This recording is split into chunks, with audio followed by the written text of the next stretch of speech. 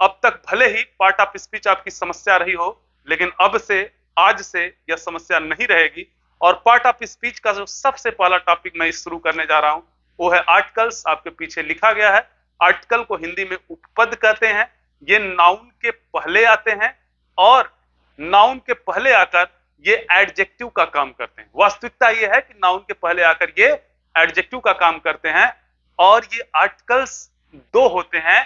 कौन कौन? Definite article और इनडिफिनिट आर्टिकल। डिफिनिट आर्टिकल्स का मतलब ये है ये नाउन के पहले तो ये भी आएंगे, इनडिफिनिट आर्टिकल्स भी नाउन के पहले आएगा, लेकिन ये ऐसे नाउन के पहले आएगा डिफिनिट आर्टिकल जिस नाउन को हम पहले से जान रहे हैं, जिसके बारे में हमसे पहले से ही जिक्र किया गया है। और उसी नाउन के बारे में यदि हम किसी दूसरे व्यक्ति के बारे में बता रहे हैं तो वहां पर डिफिनिट आर्टिकल होगा। और डिफिनिट आर्टिकल में आता है हमारा द। कभी कभी इस द को द भी बोलते हैं और कभी कभी इसे दी भी बोलते हैं। और इनडेफिनिट आर्टिकल का मतलब यह है कि ये ऐसे नाउन के पहले आते हैं जिस नाउन के बारे में हम पहले से परिचित नहीं होते हैं। यानी एक ऐसा नाउन जिसके पहले हम इंडेफिनिट आर्टिकल लगाएंगे, वो उसके बारे में हम पहले से जानकारी नहीं रख रहे होंगे, तो वो हमारा इंडेफिनिट आर्टिकल होगा। इसमें आता है ए और एन। इसका मतलब यह निकलता है कि इंडेफिनिट आर्टिकल ए तथा एन उस नाउन के पहले लगेगा जिस नाउन को हम पहले से न जान रहे। जैसे मैंने कह दिया आई, जैसे मैंने कह दिया ऐसा,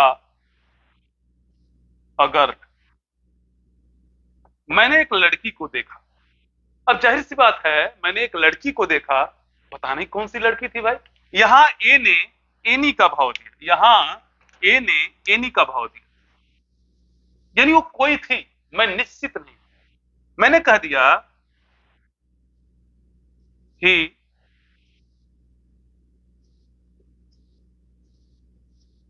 गिव्स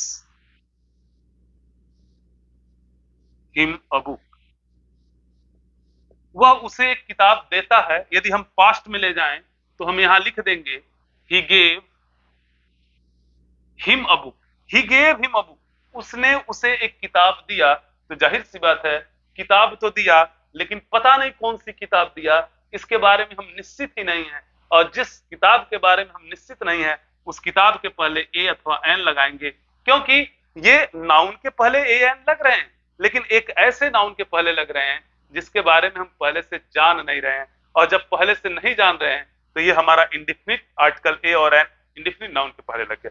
लेकिन डिफिनिट आर्टिकल द का प्रयोग उस नाउन के पहले होता है जो कि डिफिनिट होता है, जिसके बारे में हम पहले से जान रहे होते हैं।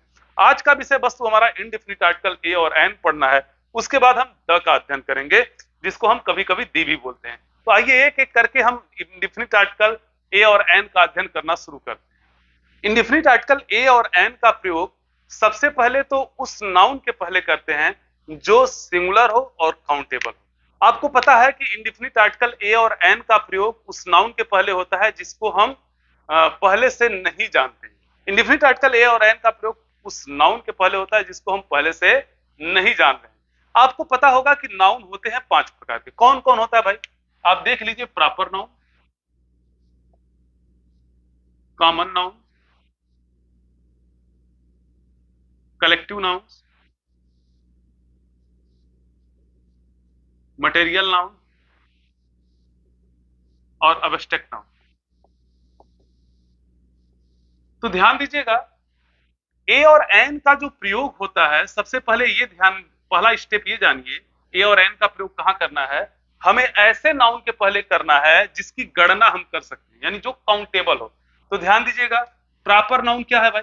अनकाउंटेबल। क्या है? अनकाउंटेबल। क्लियर?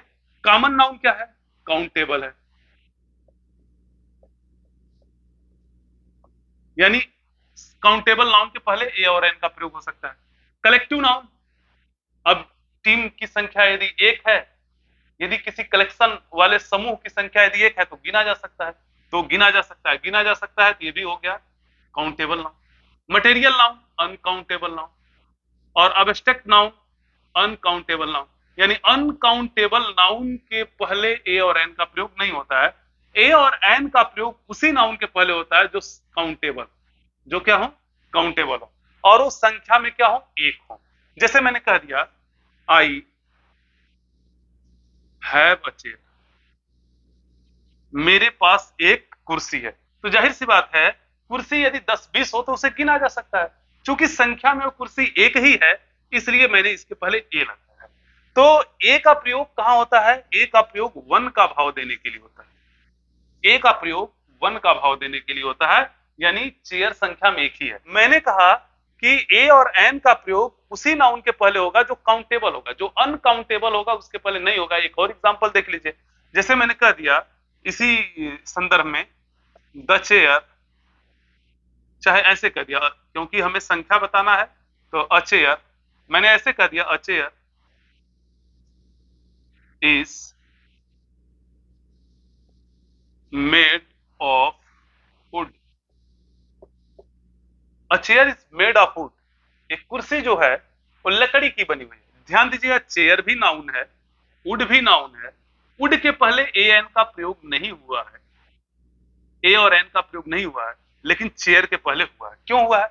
क्योंकि वुड एक ऐसा नाउन है जो अनकाउंटेबल है। क्या है? अनकाउंटेबल। अनकाउंटेबल नाउन के पहले ए और एन का प्रयोग नहीं होता है, और काउंटेबल नाउन के पहले ए तथा एन का प्रयोग होता है।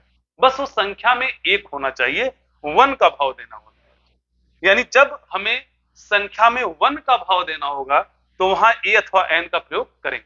तो यानी वन का भाव देने के लिए ए और एन का प्रयोग करते हैं, लेकिन ये ध्यान देना होगा कि जिस नाउन के पहले हम ए और एन का प्रयोग करते हैं वो सिंगुलर होगा, यानी संख्या में एक होगा, और दूसरी बात है कि वो काउंटेबल होगा, यानी गणनीय होगा, यानी जिसकी गणना हम कर सकते हैं, उसके पहले ही ए और एन का प्रयोग करेंगे। लेकिन यह है कि गणना करेंगे लेकिन वो संख्या में तो एक ही होगा। अच्छा, वन का भाव देने के लिए ए अथवा एन का प्रयोग करते हैं, लेकिन इसके अलावा एनी का भाव देने के लिए भी ए तथा एन का प्रयोग करते हैं। जैसे मैंने कह दिया अ फार्मर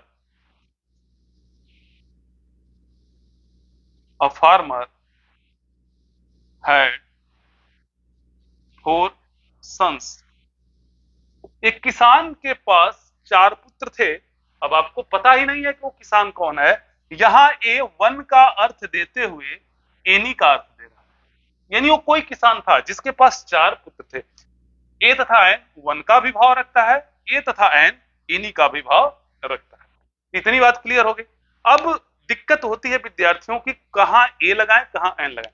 तो सबसे पहले इतना तो क्लियर हो जाना चाहिए, ए और एन का प्रयोग सिर्फ और सिर्फ काउंटेबल नाउन के लिए होगा। हाँ, उन्हें संख्या में बस एक होना चाहिए। संख्या में यदि एक है तो और काउंटेबल है तो ए तथा एन का प्रयोग होगा। अब कब ए होगा कब एन होगा, तो बस एक सिंपल सा ट्रिक है। यदि दिए गए नाउन का उच्चारण आप करें, यदि दिए गए सिंगुलर नाउन का उच्चारण यदि आप करें और उनका उच्चारण हिंदी के स्वर ध्वनि से हो, हिंदी के स्वर का मतलब अ आ ई ए औ अंग ह, ये हिंदी के स्वर ध्वनि से हो, तो आपको एन लगाना है। आपको क्या लगाना है? एन, यानी हिंदी का स्वर देखेंगे और हिंदी का व्यंजन देखेंगे, और यदि हिंदी के व्यंजन ध्वनि से उच्चारण हो गया तो आपको क्या लगाना है? यानी कख गघ से लेकर ज्ञ तक दिए गए नाउन का उच्चारण हो रहा है, आंख मूंदकर ए लगाइए, और अ आ ई ए औ अंग अह के बीच में हो रहा है तो आंख मूंदकर एन लगाइए, तो आंख मूंदकर एन लगाइए। तो आप कहेंगे सर उस नियम का क्या हुआ?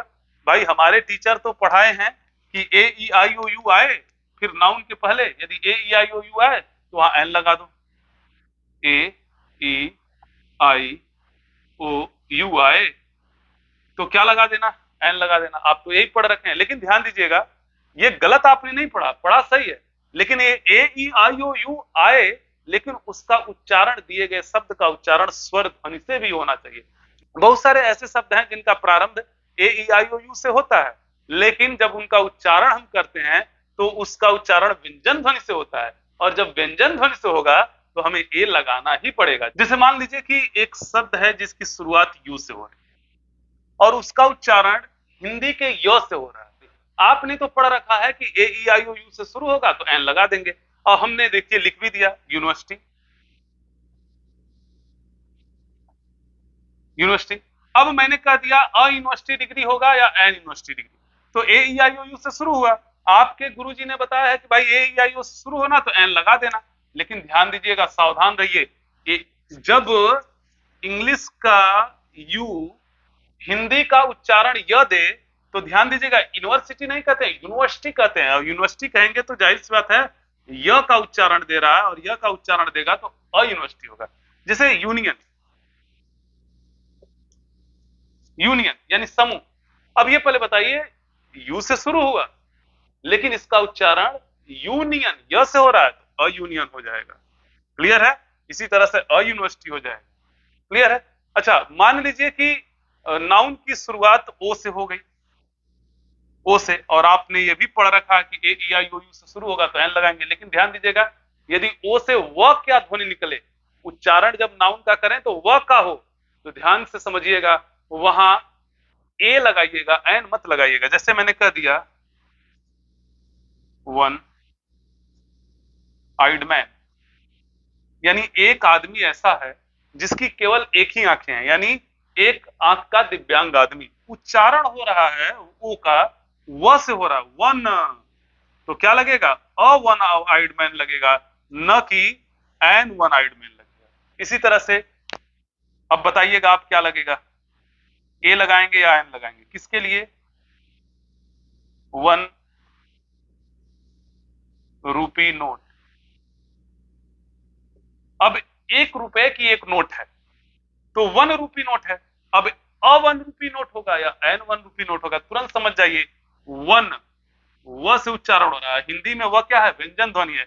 आप ध्यान दीजिएगा, A 1 रूपी नोट होगा, n 1 रूपी नोट नहीं होगा। ए एन का प्रयोग होता है सेम नेचर को बताने के लिए। जैसे एक इडियम्स है, a birds of a feather flock together. A birds of feather का मतलब होता है पीपुल ऑफ सेम नेचर, यानी एक ही स्वभाव के व्यक्ति। और कहां ए का प्रयोग होता है?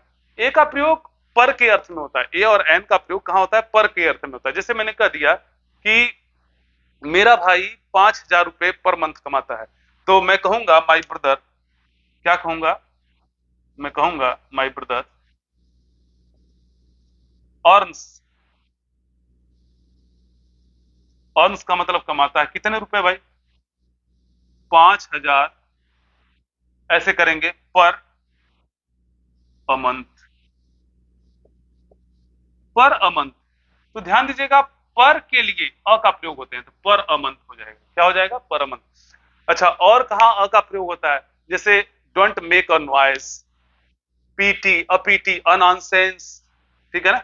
ऐसे कुछ शब्द हैं जहां पर ए तथा एन का प्रयोग होता है, ये आप याद रखिएगा। इसी तरह से कुछ इडियम्स एंड फ्रेजेस हैं जहां पर ए का प्रयोग होता है। जैसे ऑल ऑफ अ सडन, क्या कहते हैं? All of a sudden.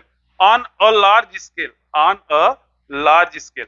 ए की ही तरह एन का प्रयोग होता है। जैसे जैसे जहां जहां ए का प्रयोग होता है, उसी उसी सेंस में एन का प्रयोग होता है। थोड़ी सी सावधानी ये रखिएगा, जिस नाउन के पहले आप एन का प्रयोग करने जाइएगा, थोड़ा उसका उच्चारण कर लीजिएगा। यदि उसका उच्चारण हिंदी के अ आ ई ए औ अंग ध्वनि से हो तो वहां पर आप एन का प्रयोग करिएगा। जैसे ऑरेंज, तो क्या हो जाएगा? N orange. He gave me a orange नहीं कहेंगे, he gave me N orange कहेंगे। जैसे आप umbrella, please give me umbrella या एन अम्ब्रेला, तो क्या कहेंगे आप? एन अम्ब्रेला कहेंगे। क्यों? ये यू से शुरू हो रहा है लेकिन इसका उच्चारण अ से हो रहा है, अम्ब्रेल। क्या हो रहा है? अम्ब्रेला, ठीक है ना? इसी तरह से अन्य भी शब्द हैं। यदि आप बस इतना दे, एस, एस का मतलब गधा, ए डबल एस, एस का मतलब गधा, तो क्या कहेंगे? N S. क्लियर है? और कौन कौन है? जैसे कुछ ऐसे शब्द हैं जो शुरू तो यच से होते हैं लेकिन वहां यच साइलेंट होता है। जैसे आवर, इसको हावर नहीं कहते, आवर, तो यहां पर एन आवर कहेंगे, ठीक है ना? इसी तरह से ऑनरेबल, एन ऑनरेबल, ऑनरेबल सम्मानीय आदमी, ऑनरेबल नहीं कहते हैं, ऑनरेबल कहते हैं। इसी तरह से ऑनेस्ट, हॉनेस्ट नहीं कहते हैं तो एन ऑनेस्ट मैन कहेंगे। यदि संक्षिप्त शब्दों का उच्चारण स्वर ध्वनि से हो तो आप एन लगा दीजिएगा, व्यंजन ध्वनि से हो तो ए लगा दीजिएगा। जैसे मान लीजिए मैंने कह दिया your brother is I S या एन आई एस, आप बताइएगा your brother is I S, I A S या एन आई एस। तो ध्यान दीजिएगा, आई ए एस, आई से, यानी क्या हो जाएगा? अ कट जाएगा, एन आई एस, क्योंकि अ आ ई उ ए से शुरू हो रहा है, हिंदी के स्वर ध्वनि से हो रहा है। मान लीजिए मैंने कह दिया ही इज, अब बताइए पी सी एस, अपीसीएस या पी प प प का मतलब एपीसीएस हो जाएगा। Your brother is a CM, a CM या अ एनसीएम, सीएम। तो ध्यान दीजिएगा सीएम है तो जाहिर सी बात है स से शुरू हो रहा है तो असीम। लेकिन मैंने कह दिया वह एमए है, एम ए है, यानी मास्टर ऑफ आर्ट है, तो बताइए आप क्या होगा? एम, मैं नहीं कहते हैं, एम ए कहते हैं, एम ए, एम, देखिए एम कहते हैं तो जाहिर सी बात है क्या लग जाएगा? एन लग जाएगा। क्लियर है? तो इस तरह से हमारे ए अथवा एन का प्रयोग रहा। आशा है कि आपको समझ में आया होगा। इसी तरह से वीडियो का हर एक सीरीज आपको प्राप्त होगा, बस धैर्य रखिए, मैं धीरे धीरे करके पूरा पार्ट ऑफ स्पीच समाप्त करूंगा। यदि आपको अच्छा लगा होगा वीडियो तो लाइक शेयर सब्सक्राइब करना मत भूलिएगा, अपने दोस्तों को शेयर भी करिएगा। जय हिंद, जय भारत।